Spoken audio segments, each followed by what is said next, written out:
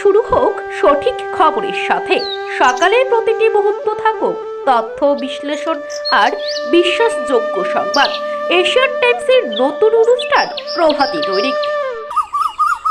নমস্কার, এশিয়ান টাইমসের প্রভাতী দৈনিক অনুষ্ঠানে আপনাদের প্রত্যেককে স্বাগত। আমি আপনাদের সাথে রয়েছে স্নিগ্ধা। চলুন এক নজরে দেখে নেব উত্তর পূর্বাঞ্চলের বহুল প্রচারিত বাংলা দৈনিক সংগ্রাম পত্রিকার প্রথম পাতায় কি লেখা রয়েছে।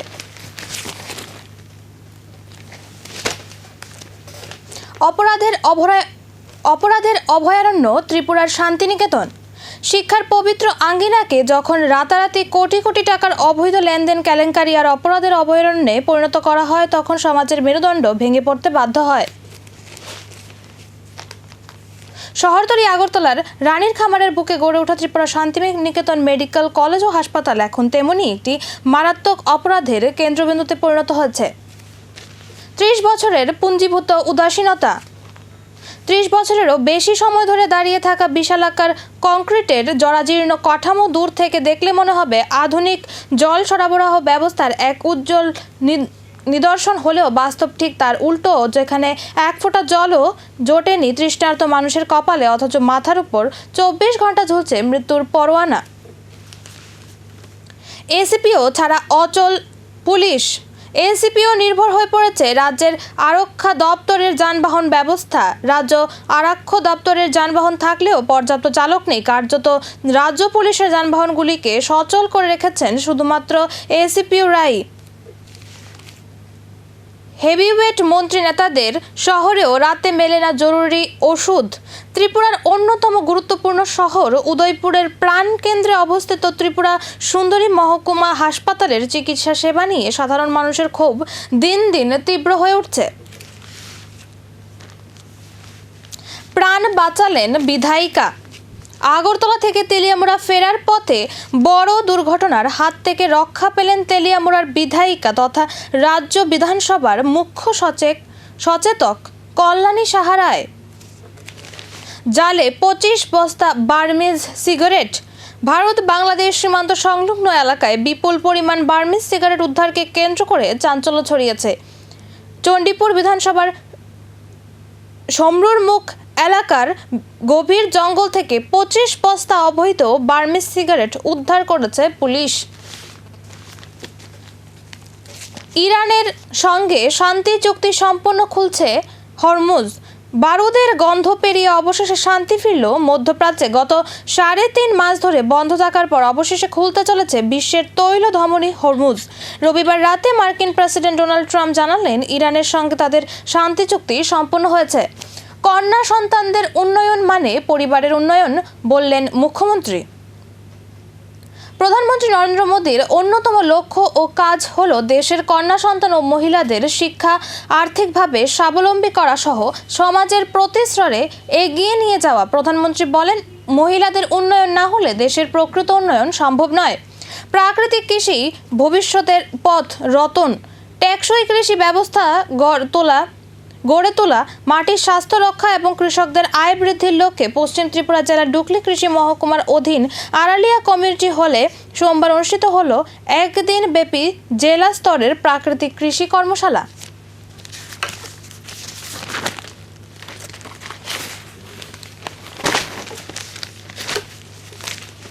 চলুন এখন এক নজরে দেখে নেব দৈনিক সংবাদ পত্রিকার প্রথম পাতায় কি লেখা রয়েছে।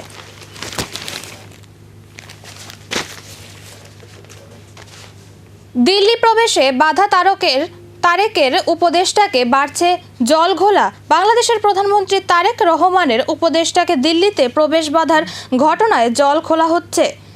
একটি সম্মেলনে বাংলাদেশ দলের প্রতিনিধি দলের নেতা হিসেবে বাংলাদেশ প্রধানমন্ত্রী নীতি ও স্ট্র্যাটেজি বিষয়ক উপদেষ্টা জাহেদ উর রহমানকে ভারতের ইমিগ্রেশন কর্তৃপক্ষ দিল্লি প্রবেশ বাধা দেয়।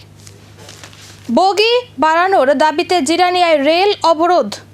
সোমবার সাত সকালে জিরানিয়া রেল স্টেশনে সাধারণ যাত্রীদের রেল অবরোধের ফলে আটকে পড়ে বহু মানুষ। প্রায় 2 ঘন্টা চলে এই অবরোধ। পরবর্তী সময়ে রেল কর্তৃপক্ষের আশ্বাস পাওয়ায় পর রেল অবরোধ তুলে নেওয়া হয় এবং স্বাভাবিক হয় রেল পরিষেবা।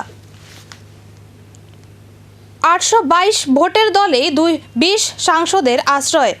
Nationalist citizens party of India বা এনসিপিআই যে দলটির নামেই সঙ্গে বাংলার মানুষের মানুষ বিশেষ একটা পরিচিত ছিলেন না, সেই দলে এবার নাম লিখালেন 20 জন সাংসদ। কেন্দ্রীয় মন্ত্রীর পদত্যাগ দাবিতে মিছিল ঘিরে রণক্ষেত্র রাজধানী। নিট পরীক্ষাকে ঘিরে বিতর্ক ও কেন্দ্রীয় শিক্ষামন্ত্রী ধর্মেন্দ্র প্রধানের পদত্যাগের দাবিতে সোমবার যুব কংগ্রেসের পূর্ব ঘোষিত বিক্ষোভ কর্মসূচিকে কেন্দ্র করে আগরতলায় উত্তপ্ত পরিস্থিতি সৃষ্টি হয়। বিক্ষোভকারীদের সঙ্গে পুলিশ ও সিআরপিএফ এর ধস্তাধস্তি, জলাকা মান প্রয়োগ এবং লাঠিচার্জের ঘটনায় বেশ কয়েকজন আহত হয়েছেন। গুণগত মানের শিক্ষাদানে উদ্যোগী সরকার। মুখ্যমন্ত্রী রাজধানী আগরতলার শিশু বিহার স্কুলে সোমবার নবম শ্রেণী ছাত্রদের মধ্যে বাইসাইকেল বিতরণের এক অনুষ্ঠান থেকে মুখ্যমন্ত্রী ডক্টর মানিক সাহা বলেন, শিক্ষাক্ষেত্রে ত্রিপুরায় এখন ড্রপ আউটের সংখ্যা অনেক কমে গিয়েছে। এছাড়াও তিনি বলেন, কন্যা শিক্ষার প্রসার ও গুণগত মানের শিক্ষাদানে বিভিন্ন উদ্যোগ নিয়েছে সরকার। গভর্নিং বডিহীন মধ্যশিক্ষা পর্ষদ ব্যতিক্রমী ঘটনা, উঠছে নানা প্রশ্ন। গত বছরের 2025 আগস্ট মাসে ত্রিপুরা মধ্যশিক্ষা পর্ষদের গভর্নিং বডির মেয়াদ শেষ হয়ে গেছে। প্রায় 1 বছর হতে চলেছে, এখনো পর্যন্ত গভর্নিং বডি পুনর্গঠন করা হয়নি। চলুন এখন এক নজরে দেখে নেব প্রতিবাদী কলম পত্রিকার প্রথম পাতায় কি লেখা রয়েছে।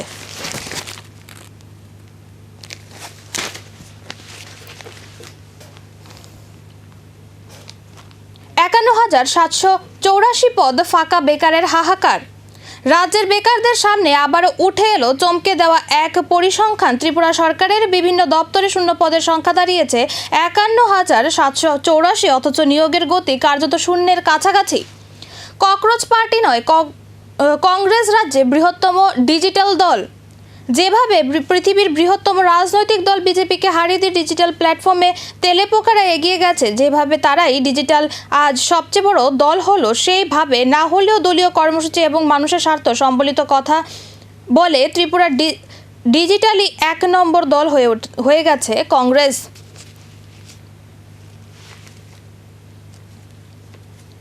শান্তিপূর্ণ বিক্ষোভে ইন্সপেক্টর রামকুমারের লাঠিচার্জ। যুব কংগ্রেসের শান্তিপূর্ণ বিক্ষোভ চলছিল, এর মধ্যে লাঠিচার্জ করেন ভিলেজ হলেন সিআরপিএফ এর ইন্সপেক্টর রামকুমার। ক্যাগের কড়া নজরে 58 কোটির প্রকল্প।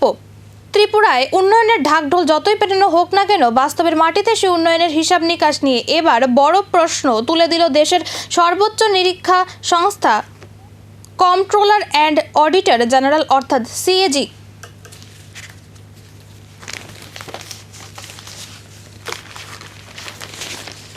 চলুন এখন এক নজরে দেখে নেব প্রতিবাদী বার্তা পত্রিকার প্রথম পাতায় কি লেখা রয়েছে।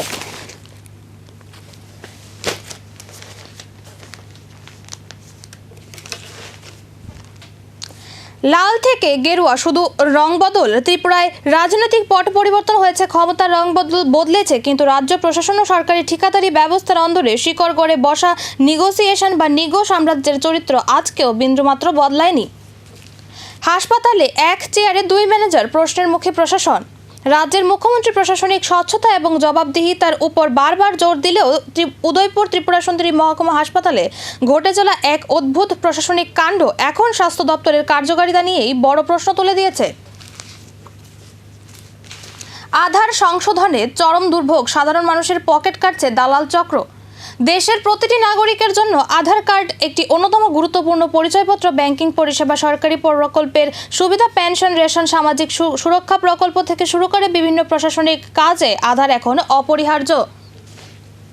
কিন্তু এই অত্যাবশ্যক পরিষেবা পেতে গিয়ে রাজ্যের বহু সাধারণ মানুষকে নানা ধরনের সমস্যার মুখোমুখি হতে হচ্ছে বলে দীর্ঘদিন ধরে অভিযোগ উঠছে।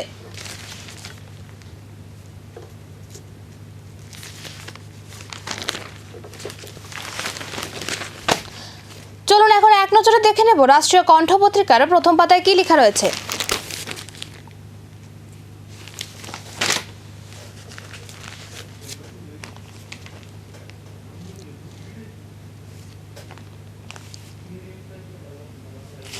বর্ষার মৌসুমে ক্ষতিগ্রস্ত রাস্তাগুলির দ্রুত সংস্কারের নির্দেশ মুখ্যমন্ত্রীর। রাজ্যের আইন শৃঙ্খলা পরিস্থিতি, স্বাস্থ্য পরিষেবা, পরিকাঠামো উন্নয়ন ও জনস্বার্থ সংশ্লিষ্ট বিভিন্ন বিষয় পর্যালোচনার উদ্দেশ্যে আজ সচিবালয়ের 2 নম্বর কনফারেন্স হলে ভিডিও কনফারেন্সের মাধ্যমে টাস্ক মনিটরিং সিস্টেমের বৈঠক অনুষ্ঠিত হয়। বৈঠকে মুখ্যমন্ত্রী প্রফেসর ডক্টর মানিক সাহা, বিভিন্ন দপ্তরের আধিকারিক দের জনসেবামূলক কাজ আরও দ্রুত স্বচ্ছ দায়িত্ব নিয়ে করার নির্দেশ দেন। ভুয়ো দলিলে জমি হাফিজ। সারা রাজ্য তো বটেই, খয়েরপুর বিধানসভা কেন্দ্রে জমির দালালি প্রাতিষ্ঠানিক রূপ পেয়েছে। দলিল লেখক সেলিমের নেতৃত্বে রাষ্ট্রবাদী দালালরা রাতারাতি জমির মালিকানা পরিবর্তন করে বিক্রি করে দিচ্ছে।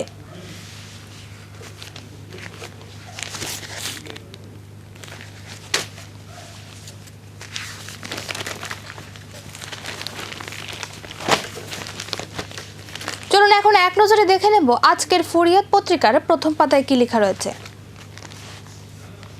রাজ্যে কৃষকদের আয়ও বৃদ্ধি পেয়েছে কৃষিমন্ত্রী। ধান, আম, মশলা সহ একাধিক কৃষি পণ্য উৎপাদনে ভারত আজ বিশ্বের বুকে এক অনন্য শীর্ষস্থান অধিকার করেছে। একই সঙ্গে দেশের কৃষকদের আয় ও জীবনযাত্রার মান উল্লেখযোগ্যভাবে বৃদ্ধি পেয়েছে।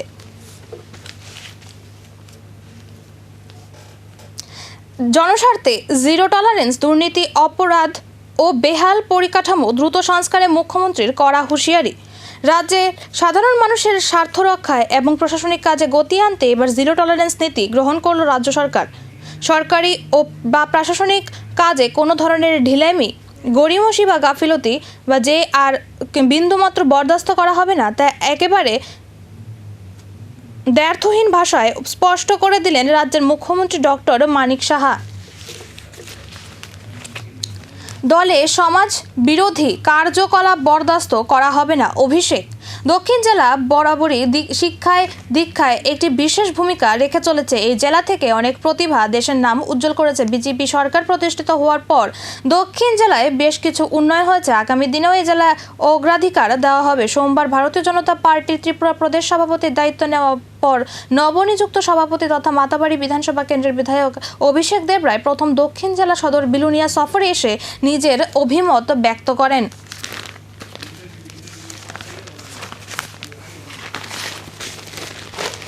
চলুন এখন এক নজরে দেখে নেব স্পন্দন পত্রিকার প্রথম পাতায় কি লেখা রয়েছে।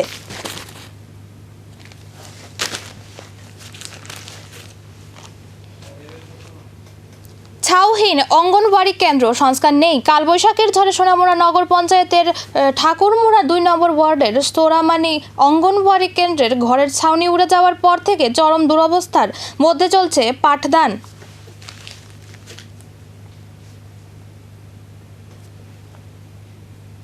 বিদ্যুতের দাবিতে সড়ক অবরোধ। টানা 3 দিন ধরে বিদ্যুৎ পরিষেবা বন্ধ থাকায় চরম দুর্ভোগে পড়েন পূর্ব মানিক্য দেওয়ান এডিসি ভিলেজের বাসিন্দারা। দীর্ঘ সময় বিদ্যুৎ না থাকায় ক্ষোভে ফেটে পড়েন এলাকার মানুষ। সাবরুম হাসপাতালে আক্রান্ত ডাক্তার দপ্তর দর্শক। সাবরুম হাসপাতালে সিন্ডিকেট রাজ কায়েম রয়েছে। শাসক দলের একটি গোষ্ঠীর মদতপুষ্ট এবং ওই সিন্ডিকেটের আচরণে হাসপাতালের পরিষেবা মুখ থুবড়ে পড়ার উপক্রম। পূর্বোত্তরে গড় আত্মহত্যায় ত্রিপুরা শীর্ষে। 7 দিনে 8 মৃত্যু। রাজ্যে যেভাবে আত্মহত্যার প্রবণতা বাড়ছে তাতে উদ্বিগ্ন সাধারণ মানুষ। আত্মহত্যার ধরন দেখেও আটকে উঠছেন অনেকে। 40 লক্ষ জনসংখ্যার রাজ্য আত্মহত্যার ক্ষেত্রে উত্তর পূর্বে শীর্ষস্থান দখল করেছে।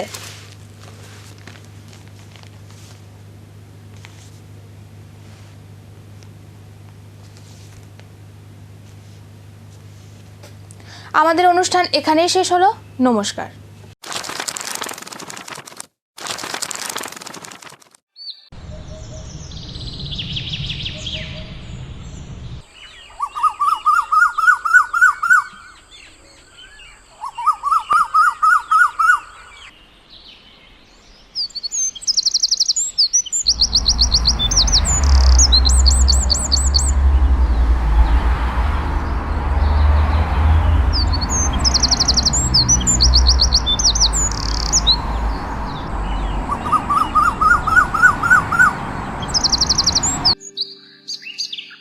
নতুন দিনের শুরু হোক সঠিক খবরের সাথে। সকালের প্রতিটি মুহূর্ত থাকুক তথ্য বিশ্লেষণ আর বিশ্বাসযোগ্য সংবাদ। এশিয়ান টাইমসের নতুন অনুষ্ঠান প্রভাতী দৈনিক।